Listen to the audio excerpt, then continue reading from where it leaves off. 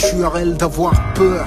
De là naît le courage. Comment rêver en couleur quand le futur n'annonce que l'orage? Le bonheur que l'on bricole disparaît dans la grisaille. Que nos espoirs s'isolent de la folie qui les cisaille. Ensanglantés d'amertume, des journées de ténèbres aux aurores teintées de brume, exhument des rancunes funèbres. Une chorale de sanglots chantonne nos afflictions, transporte nos fardeaux, fredonne nos désolations. La haine nous fait du pied, nous propose une danse mortelle et rythmée au tempo de nos vengeances. Si les rêves de paix sommeillent certainement en chacun, on peut perdre son humanité dans un labyrinthe de chagrin.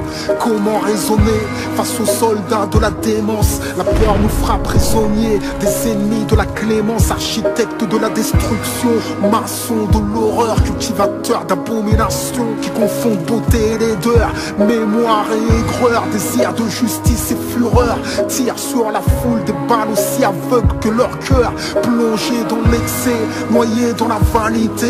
Les plus ignorants se croient l'élite de l'humanité. Les folies de la colère nous révèlent à nous-mêmes.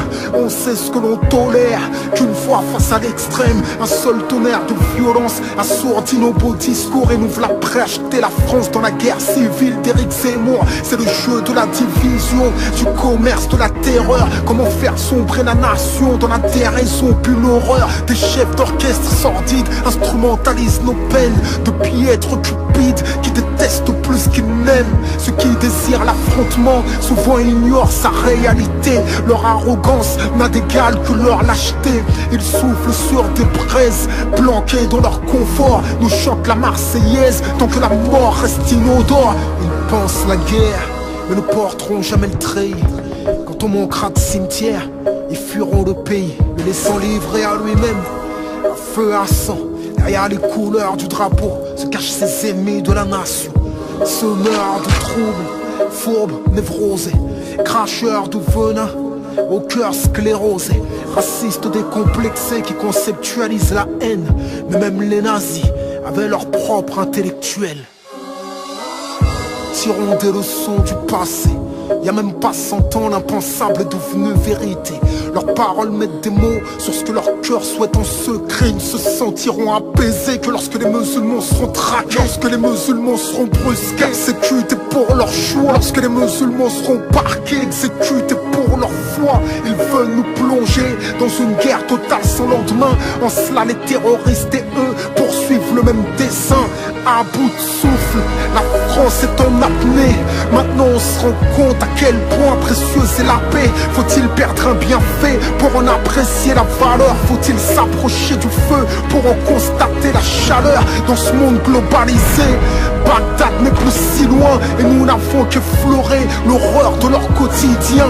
Brutal est le réveil de nos années d'insouciance. Combien de peuples s'éveillent chaque jour sous l'état d'urgence, empli de compassion. Quand la terreur nous assiège, on a d'autres préoccupations que de jouir de nos privilèges. De la Libye à la Syrie, ils reproduisent les mêmes erreurs. Leur politique extérieure nous fait saigner de l'intérieur.